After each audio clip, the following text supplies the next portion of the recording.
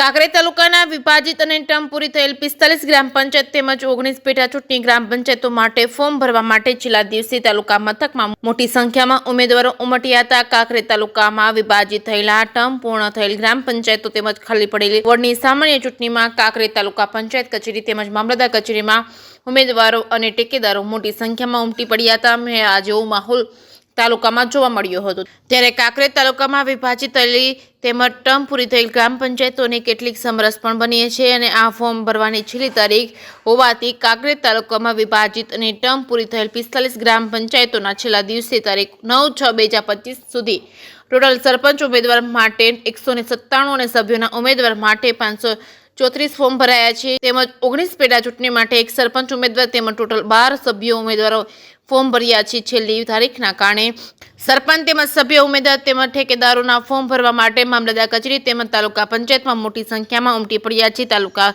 કચેરીમાં મામલતદાર ઓફિસમાં મેળા જેવો માહોલ જોવા મળ્યો છે। ક્યારે ઉમેદવારે જીતનો આશાવાદ વ્યક્ત કર્યો હતો અને વિકાસના કામો માટે પણ પૂરતા પ્રયત્નો કરશે એવા અલગ અલગ ઉમેદવારો દ્વારા આશાવાદ વ્યક્ત કરતા જોવા મળ્યા હતા।